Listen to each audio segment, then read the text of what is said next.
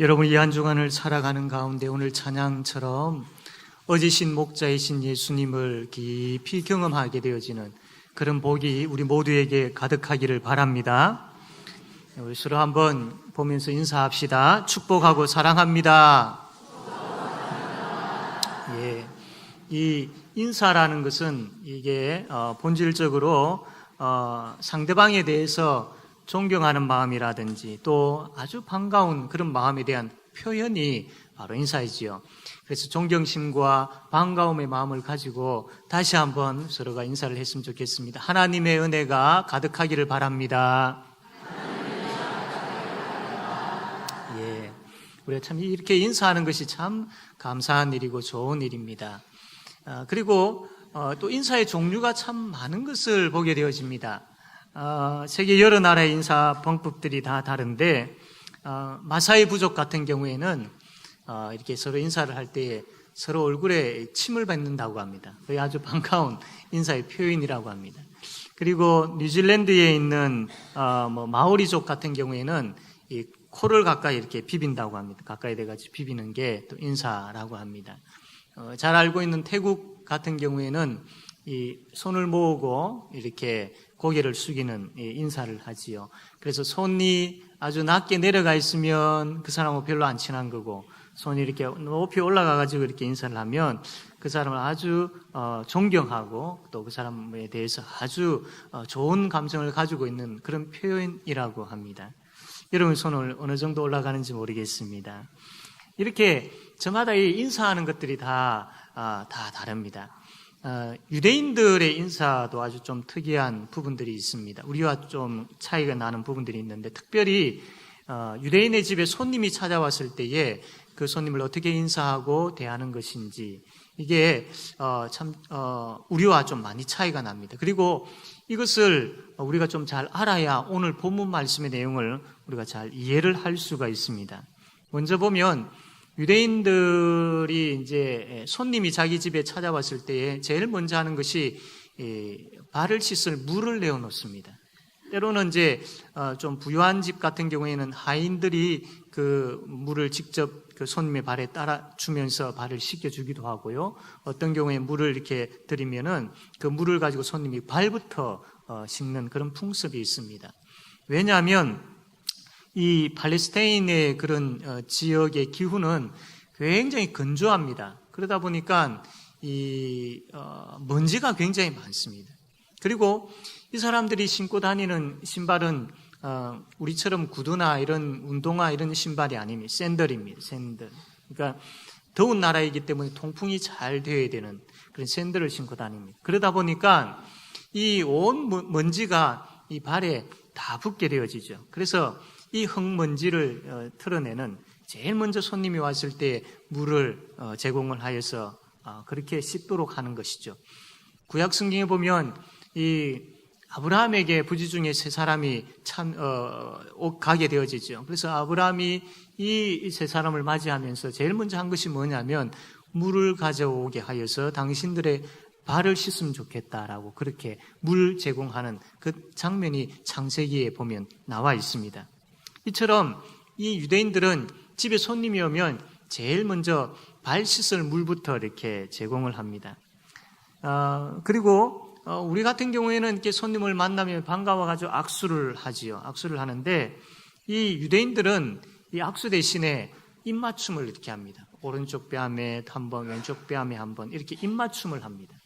그래서 이 바울이 로마 교회에 편지를 쓰면서 거룩한 입맞춤으로 서로 무난하라라고 이렇게 말씀을 한 것이 있지요. 바로 이렇게 입맞춤으로 무난하는, 이게 인사가 바로 이런 입맞춤이다라는 겁니다. 그리고 이제 이렇게 입맞추는 것으로 끝나지 아니하고 손님이 오면 그 손님에게 기름을 붓습니다.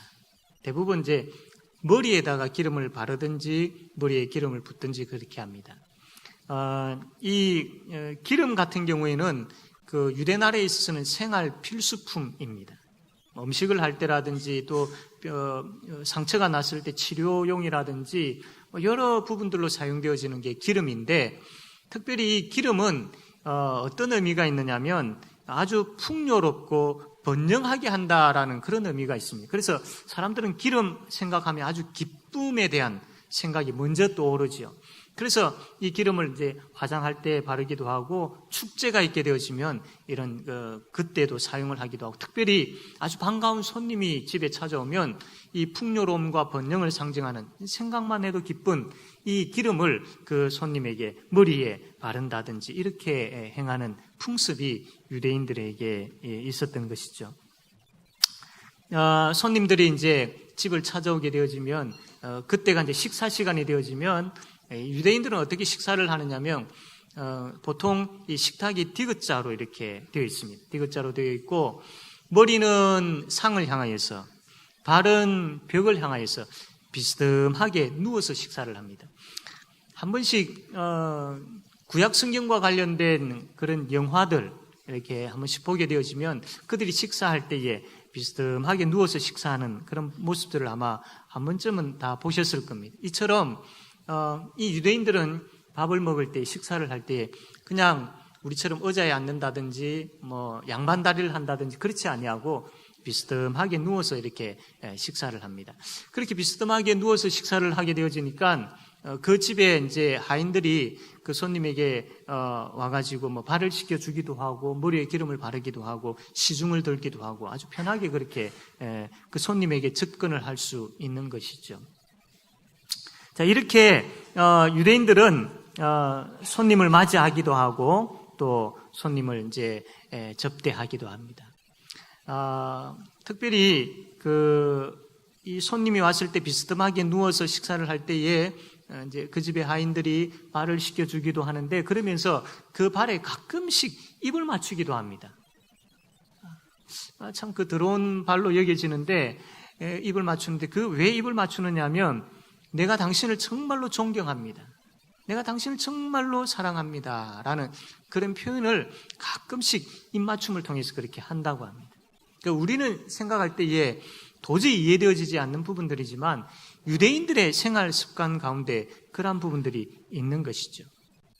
자, 이런 배경을 가지고 이제 우리가 하나님 말씀을 오늘 보게 되어질 텐데, 어느 날 한 바리새인이 예수님을 자기 집에 초대합니다. 식사의 자리에 초대해가지고 같이 이제 식사를 나누고 있는 그 가운데에 한 여인이 예수님을 찾아옵니다. 이 여인은 장녀로 살았던 그런 여인이었습니다. 이 여인이 예수님에게 찾아와서 예수님을 보자마자 막 울기 시작합니다. 그 여인이 어디에 있었느냐면 예수님 발 쪽에 있어서 이제 막 울기 시작합니다. 그러니까 이 눈물이 예수님 발 위에 뚝뚝뚝 다 떨어져 있고, 예수님 이 여인의 눈물이 얼마나 많았으면 예수님의 발이 은근하게 젖게 되어집니다. 이 여인은 그 자리에서 자기의 머리를 풀고 그 머리털로 예수님의 발을 닦습니다. 그리고 그 예수님의 발에 입을 맞춥니다. 그것으로 끝나지 아니하고 이 여인은 자기가 가지고 있었던 이 향유를 가지고 예수님 발에 붓습니다. 보통 이 향유는 여기 여러분 보시는 이 옥합에 보관을 하는데, 이런 100원짜리 동전 크기 보이시죠? 저거 보시면 옥합의 크기가 한 저 정도 되구나. 굉장히 이 향유는 고가의 향유입니다. 일반적으로 손님이 오면 아주 흔한 감람유를 이제 머리에 바른다든지 그렇게 하는데, 이 여인은 자기가 가지고 있는 최고의 것, 이 향유옥합 담겨 있는 이 향유가 가격이 어느 정도 되어지느냐면, 저 조그마한 그 안에 담겨 있는 향유가 금화 400개를 줘도 바꾸지 않을 정도의 가치가 있다고 합니다. 그 은도 아니고 금으로 된 동전, 그걸 한두 개도 아니고 400개나 되어지는 것하고도 바꾸지 아니할 정도의 그런 가치가 되어 있는, 이 여인에게 있어서는 정말로 최고의 가치가 있는 그런 물건이죠. 이것을 아낌없이 예수님의 발에 붓고 있는 그 여인의 모습을 보고 있습니다. 이 여인이 지금 행동하고 있는 것들을 한번 상상을 해보십시오. 생각을 해보십시오. 뭔가 좀 이상한 것 같지 않습니까? 도저히 이게 이해되어지지 아니하는 행동을 하고 있는 여인입니다. 유대인의 풍습에 있어서 손님이 왔을 때에 그렇게 하기는 하지만, 그러나 유대인들조차도 이 여인이 하고 있는 행동을 볼 때에 이건 좀 과하다, 지나치다라고 할 수 있을 정도로 이 여인은 지금 예수님께 아주 일반적으로 생각하면 아주 과한 행위를 하고 있습니다. 눈물을 흘리고, 이 여인들이 쉽게 머리를 풀어가지고 그 머리를 어떻게 사용하지 않거든요. 그런데 그 자리에서 머리를 풀고 예수님의 발을 닦습니다. 서로 오른뺨, 왼뺨에 입을 맞추는 인사가 있지만 이 여인은 예수님의 발에 입을 맞추고 있습니다. 그리고 이 자기가 가지고 있는 최고의 어떤 것을 예수님 앞에 아낌없이 붓고 있는 여인의 모습을 봅니다. 좀 지나친 그런 모습으로 우리가 여겨질 수 있지요. 왜 여인이 지금 예수님께 이러한 것을 하고 있을까요? 그 이유는 첫 번째로 구원받은 것에 대한 그 감격이 너무나도 크기 때문에, 구원받은 것에 대한 감사가 너무나도 크기 때문에 여인이 견딜 수 없어서 그 구원에 대한 은혜를 감격하면서 지금 감사하며 표현을 하고 있는 것입니다. 흔히들 생각할 때에 참 과하다라고 생각할 수 있지만, 정말로 우리가 이 여인의 상황과 그 마음을 안다면 결국 과하지 않습니다. 예를 들면 병원에 가니까 이제 당신은 2달밖에 살지 못합니다. 몸에 전체 암이 번져가지고 이제 2달밖에 못 삽니다. 라는 만약에 그런 선고를 받았다고 합시다. 2달이 지나고 난 다음에 다시 병원을 찾아가지고 검사를 하는데 그 검사 결과가, 아니 이거 어떻게 된 것입니까? 당신이 가지고 있었던 그 병이 깨끗하게 나왔습니다. 어디에도 이 암에 대한 균이 없습니다. 당신은 이제 완쾌되었습니다. 깨끗하게 되었습니다. 라고 만약에 의사로부터 이야기를 듣는다면 그 사람의 마음이 어떻겠습니까? 만약에 여러분이 그런 입장이라면 어떠하겠습니까? 가만히 있겠습니까? 너무나도 기뻐가지고 이 기쁨이 그 기쁨을 감출 수가 없겠죠. 일부러 감출 필요도 없고 확 뛰면서 고함을 치면서 그 표현이 웃음으로 얼굴에 확 나타나고 사람들을 대할 때에 정말 기뻐가지고 막 가만히 있지 못하고 발짝발짝 뛰면서 그렇게 한 대하겠습니까? 그런 모습을 옆에서 누가 보면서 아니 그거 가지고 왜 그렇게 과하게 표현할 필요가 있느냐? 아니 이게 2달 살게 되어지는 게 이제 그 잘못된 것이고 당신이 이제 깨끗하게 치료되었다라는 그 자체가 뭐 대단하다라고 당신이 그렇게 기뻐하면서 막 벌쩍벌쩍 뛸 필요가 있느냐? 여러분 그렇게 이야기할 사람이 있겠습니까? 아무도 없지요. 아무도 없습니다. 그런 의미에서 본다면 이 여인이 지금 하고 있는 행동은 결코 과한 행동이 아닙니다. 당연한 행동이고 마땅한 행동이죠. 이 여인은 영원한 지옥 형벌에 있었던 여인입니다. 이 여인이 예수님을 만나고 새로운 생명을 얻게 되어진 것이죠. 이 여인의 직업과 신분은 창녀였습니다. 그러나 이 여인이 예수님을 만나고 그분의 말씀을 듣는 가운데에 심령이 찔러 쪼개어지고 애통하며 회개하는 심령이 생겨서 하나님 앞에 회개하게 되어지고 회개에 합당한 열매를 맺으며 살게 되어진 것이죠. 새로운 피조물이 된 것입니다. 과거에 창녀로 살았던 그 삶이 이제는 다 청산되어지고 이제는 하나님 앞에 새로운 피조물로 정말로 하나님 나라의 백성으로 새로운 가치관을 가지고 이 여인이 살게 되어진 것이죠. 너무나도 기뻤던 겁니다. 전에 죄 가운데 있었을 때는 사탄의 그 아래에 속하며 살고 있을 때는 전혀 생각지도 못했던, 꿈에도 생각지도 못했던, 조금 더 경험하지 못했던 그 천국의 기쁨을, 그 하나님의 은혜를, 그 구원의 놀라운 역사를 이제 이 여인이 맛보게 되어지고 경험하게 되어지니까 견딜 수 없는 거죠. 견딜 수 없는 거죠. 내가 하나님의 자녀가 되었고 내가 천국 시민이 되었고 내가 하나님 앞에서 지었던 모든 죄가 다 용서받게 되었다라는 이 사실을 알게 되어졌을 때에 이 여인의 가슴은 벅차올랐던 겁니다. 이 기쁨을 도저히 감출 수가 없었던 겁니다. 그래서 이 여인이 예수님을 만났을 때에 그분이 날 구원해 주신 그 구원의 기쁨을 가지고 이렇게 표현을 하고 있는 것입니다. 그렇다면 이제 이 말씀을 우리에게 한번 적용해 봅시다. 이미 우리는 예수 그리스도로 믿음으로 말미암아 구원을 받은 사람들입니다. 그 구원의 은혜가 우리에게 이미 있습니다. 구원의 은혜가 있습니다. 그렇다면 구원의 기쁨과 감격도 있습니까? 구원의 은혜가 있으면 마땅히 구원의 기쁨과 감격이 있어야 됩니다. 이 여인에게 구원의 은혜가 있었기 때문에 이렇게 그 구원의 기쁨과 감격을 예수님 앞에서 이렇게 표현했던 것처럼 마땅히 우리에게 있어야 될 그 구원의 기쁨과 감격이 있느냐라는 겁니다. 구원의 은혜는 있는데 기쁨과 감격이 없이 지금 살아가고 있지는 않습니까? 7장 32절 말씀 보게 되어지면 이런 말씀이 있습니다. 비유하건대 아이들이 장터에 앉아 서로 불러 이르되 우리가 너희를 향하여 피리를 부르도 너희가 춤추지 않고 우리가 곡하여도 너희가 울지 아니하였다 함과 같도다. 구원의 말씀이 선포되어지고 구원의 말씀이 들려지고 하나님 날 사랑하시고 날 구원해 주셨다라는 그 말씀이 계속해서 우리에게 들려지는데 우리의 마음은 여전히 무뎌져 있고 굳어져 있는 가운데 이 말씀에 대한 반응들이 없다라는 거예요. 반응들이. 그 놀라운 구원의 말씀이 우리에게 들려지는데 그 구원의 말씀 앞에서 전혀 마음의 감동이나 움직임, 그 마음의 변화의 역사가 없다라는 것.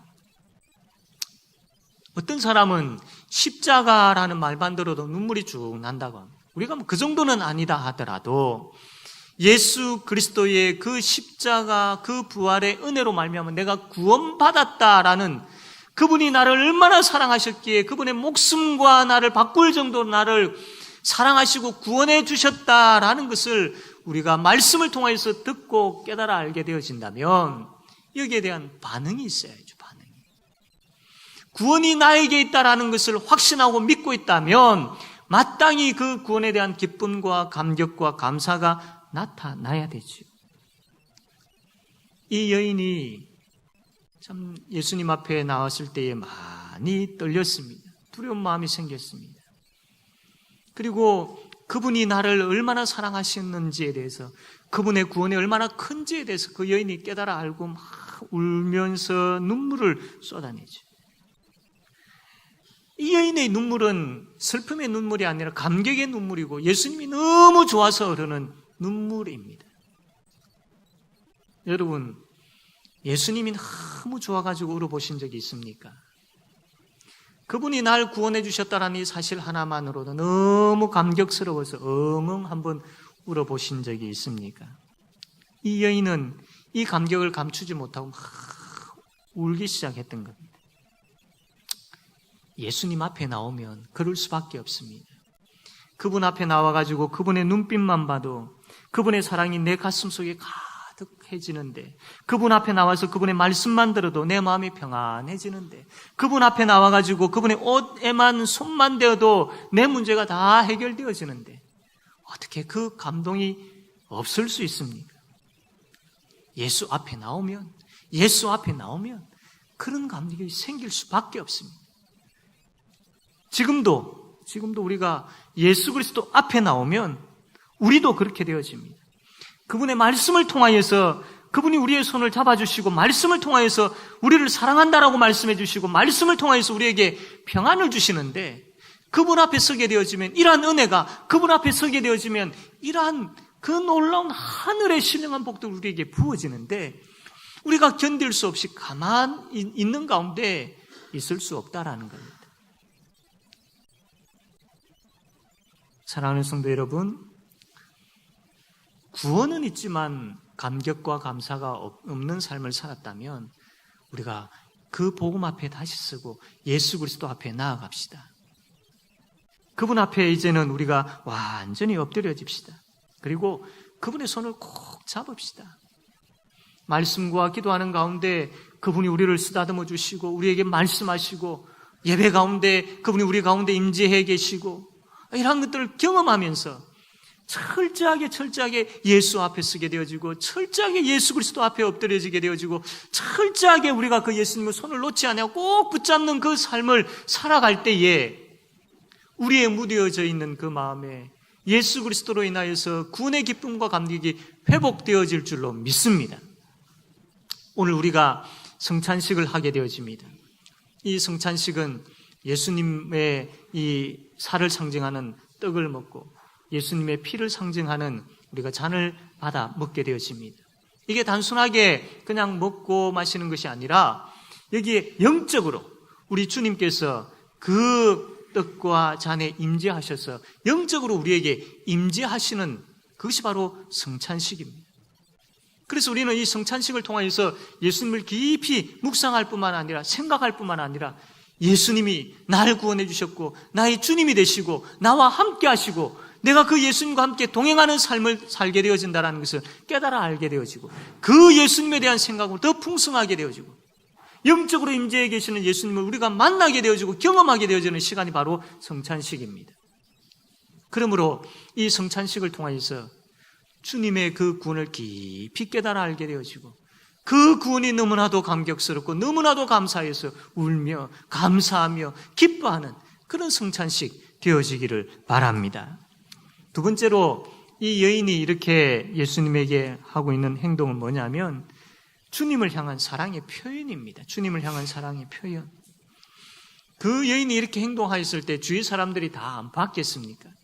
이 여인이 자기 머리를 풀고 이게 닦고 입을 맞추고 한다는 것은 굉장히 어떻게 보면 참 부끄러운 행동일 수 있습니다. 그러나 주위 사람들 눈을 개의치 아니하고 이 여인은 내가 주님 사랑합니다라고 그가 표현할 수 있는 최고의 표현을 지금 하고 있는 겁니다.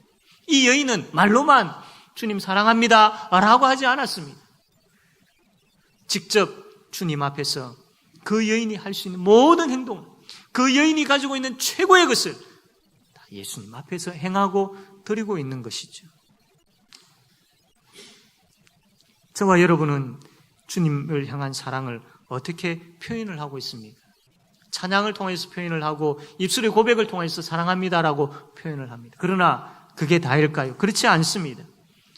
주님을 향한 사랑의 표현은 우리가 만질 수 있어야 되고 볼 수도 있어야 됩니다.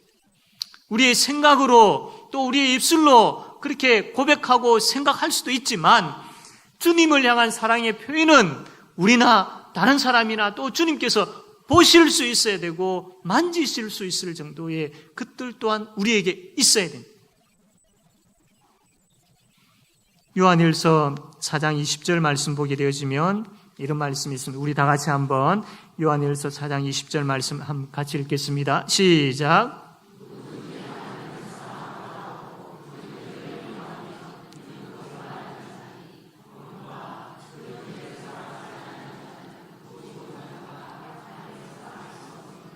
아멘. 아멘.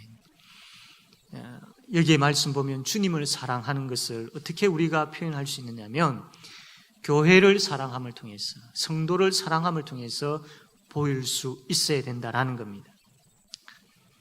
우리 학생신앙 운동원이 있죠. 우리 교단의 참 자랑거리이고 우리가 어렸을 때 일한 학생신앙 운동 SFC라고 하죠.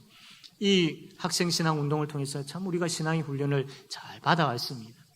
이 학생신앙 운동이 가지고 있는 보물 중에 하나가 뭐냐면 강령입니다. 강령. 우리는 전통적 웨스트민스터 신앙 고백서 및 대소교리 문답을 우리의 신조로 한다라고 이렇게 시작되어지는 강령인데 그 가운데 보면 생활의 원리가 있죠. 생활 원리. 세 가지 있습니다. 첫 번째가 뭡니까? 하나님 중심. 두 번째 성경 중심. 세 번째 교회 중심입니다. 이 생활의 원리 세 가지만 잘 지켜도 우리 젊은 세대, 우리 아이들이 하나님 앞에서 바르게 신앙생활할 뿐만 아니라 바른 가치관을 가지고 이 땅에서 정말로 영적인 하나님의 자녀로 담대하게 살아갈 수 있고 멋지게 살아갈 수 있습니다. 이게 계속해서 우리의 가정에, 우리의 자녀들에게, 다음 세대에 계속해서 강조되어져야 될 부분들입니다.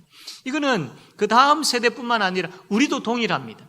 우리도 이 땅을 살아갈 때에 하나님 중심으로, 성경 중심으로, 교회 중심으로 살아가게 되어지면 이거는 이루 말할 수 없는 하나님께서 예비하신 이 복을 누리는 겁니다. 복을 누리는 것. 그런데 하나님 중심, 성경 중심 여기까지는 좋습니다. 여기까지는 참 하나님 중심 참 좋은 말이지. 그렇게 살아야지. 성경 중심 당연한 거지. 내가 그렇게 되기를 원해. 참 내가 그렇게 살지 못하는 것이 너무나도 안타깝고 내가 그렇게 살아야 될 텐데 이런 마음들은 다 가지고 있을 겁니다. 그러나 점점 언제부터인가 교회 중심에 대한 부분들이 희미해져 가고 식어져 가기 시작합니다. 하나님 중심, 성경 중심은 알겠고 이게 우리에게 있어서 최고에 있는 최고의 우리의 삶의 가치임을 알기는 알겠는데 그러나 교회 중심에 있어서는 점점 희미해져 가더라는 거예요. 하나님 중심, 성경 중심, 나 중심 혹은 하나님 중심, 성경 중심, 물질 중심, 하나님 중심, 성경 중심, 자녀 중심 이렇게 우리의 신앙이 변질되어져 가고 바뀌어져 가더라는 거예요. 사랑하는 성도 여러분, 우리가 주님을 사랑한다는 것을 구체적으로 어디에서 어떻게 표현할 수 있느냐면 교회를 사랑함을 통하여서 주의 몸된 교회 위하여 헌신하고 섬기는 그 자리에서 그 모습을 통하여서 주님 사랑함을 표현할 수 있습니다. 고로 우리가 교회 중심이 되어지지 못한다면 역으로 우리가 하나님을 사랑하고 있지 못하다라는 겁니다. 하나님 중심, 성경 중심은 당연하고 마땅한 것이고 이것은 어길 수 없는 그런 불변의 진리다라고 생각한다면 교회 중심도 마찬가지입니다. 하나님 중심이 우리의 삶에 있어서 어뜸이고 성경 중심이 우리의 삶에 있어서 어뜸이라면 교회 중심도 우리의 삶에 있어서 어뜸이 되어야 되는 겁니다. 그러나 우리는 우리가 행할 것, 우리의 삶 속에서 우리의 그 위치 가운데 우리가 중요하게 여기는 이것부터 다 해놓고 그 다음에 교회 중심이 되어지는 것이죠. 그거는 하나님 중심도 아니고 성경 중심도 아닌 겁니다. 왜냐하면 하나님께서 원하시고 성경에서 가르치고 있는 것이 뭐냐면 교회 중심으로 살아라라는 것을 말씀을 하고 계시고 가르치고 있는 것이고 이것이 하나님의 뜻이기 때문입니다. 하나님 중심, 이것이 하나님 중심, 성경 중심 이렇게 살아가는 것처럼 교회 중심도 회복되어져야 됩니다. 사랑하는 성도 여러분, 여러분의 삶에 있어서 교회는 몇 번째입니까? 이 말씀에 비추어서 정말 우리가 생각해 보아야 할 것입니다. 이 여인이 예수님 앞에서 눈물을 흘리고 머리털로 발을 닦고 입을 맞추고 기름을 부었던 것, 이게 예수 그리스도를 사랑하는 표현이죠. 그렇다면 동일하게 구원을 받은 우리가 예수 그리스도를 사랑할 수 있는 표현을 어떻게 할 수 있겠습니까? 이 여인이 행하였던 것처럼 그렇게 합니까? 아닙니다. 지금 이 시대는 주의 몸된 교회에, 주의 몸된 제5영도 교회를 사랑하고 주께서 우리에게 맡기신 이 사명들을 이 교회 안에서 감당하고 주께서 우리에게 원하시는 그 사역들을 이 교회 안에서 행할 때에 이러한 것을 통하여서 내가 주님을 사랑합니다라고 표현을 할 수 있어야 된다라는 것입니다.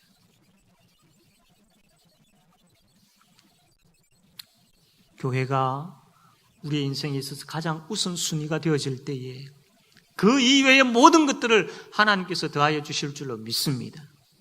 우리가 교회를 가장 우선순위로 두고 교회 중심으로 살아가게 되어지면 하나님께서 이미 교회 안에 부어주신 하늘의 신령한 복과 땅에 기름진 복이 교회 안에 있습니다. 교회 중심으로 살아가는 자만이 그 놀라운 은혜와 복을 누리며 살 수 있는 것이죠. 이러한 복이 우리 모두에게 가득하게 되어지기를 바랍니다. 교회를 벗어나게 되어지고 교회 중심이 되어지지 아니하면 결코 하늘의 신령한 복과 땅에 기름진 복을 누릴 수가 없는 것입니다. 주님을 사랑하시는 여러분, 그 주님의 사랑에 대한 고백이 입술의 고백과 찬양의 고백뿐만 아니라 교회 중심으로 살아가는 제5영도 교회를 사랑하고 주께서 저와 여러분에게 맡기신 그 사명의 신실함을 통하여서 교회 중심으로 살아감을 통하여서 내가 주님 사랑합니다라고 고백할 줄 아는 그런 모든 성도들이 되어지기를 바랍니다. 이제 말씀을 맺겠습니다. 우리 주님께서 이러한 여인에게 이렇게 말씀을 합니다. 48절 말씀 보게 되어지면 이에 여자에게 이르시되 내 죄 사함을 받았느니라 하시니 50절입니다. 예수께서 여자에게 이르시되 내 믿음이 너를 구원하였으니 평안히 가라 하시니라. 이 여인은 예수님을 만났고 예수님을 믿었습니다. 그 믿음으로 인하여 죄 사함을 받았습니다. 온갖 수치와 굴욕 속에 살아갔던 이 인생이 예수를 만남으로 인하여서 여기 있는 말씀처럼 평안을 얻게 되어집니다. 세상이 주는 평안이 아니라 천국에서 얻을 수 있는, 하나님만이 주실 수 있는 참된 평안을 누리게 되어집니다. 얼마나 기뻤겠습니까? 찬송가 304장 이 가사를 보게 되어지면 3절 가사 보면 하늘을 두루마리 삼고 바다를 먹물 삼아도 한없는 하나님의 사랑 다 기록할 수 없겠네. 하나님의 크신 사랑 그 어찌 닿았을까? 저 하늘 높이 쌓아도 채우지 못하리. 만약에 이 찬양이 있었다면 이 여인이 이 찬양을 부르면서 주님 앞에 그렇게 섬기지 않았겠습니까? 우리가 이 찬양을 하나님 앞에 들을 때에 그냥 입술로만이 아니라 우리의 가슴으로 드리기를 원합니다. 그리고 한량없는 그 주님에 대한 사랑, 그 주님에 대한 사랑 우리가 표현하기를 원합니다. 교회를 사랑함으로 표현하기를 원합니다. 성도들을 돌아보고 성도들을 위하여 헌신하고 성도들을 품고 위하여 기도하는 그러한 성도들을 사랑하는 모습을 통해서 내가 주님 사랑하고 있다는 것을 표현하기를 원합니다. 이렇게 날 구원하여 주신 그 주님의 사랑, 이 사랑이 그냥 우리의 눈으로만, 우리의 입술로만, 우리의 생각으로만 표현되어지는 것이 아니라 우리의 삶 가운데 실제적으로 주의 몸된 교회 그 속에 포함되어져 있는 성도들과의 관계 속에서 주의 몸된 교회를 사랑하는 그 헌신된 모습을 통해서 직접적으로 보일 줄 아는, 구원의 기쁨을 표현할 줄 아는, 주님 사랑을 표현할 줄 아는 그런 모든 성도들이 다 되어지기를 바랍니다. 아멘.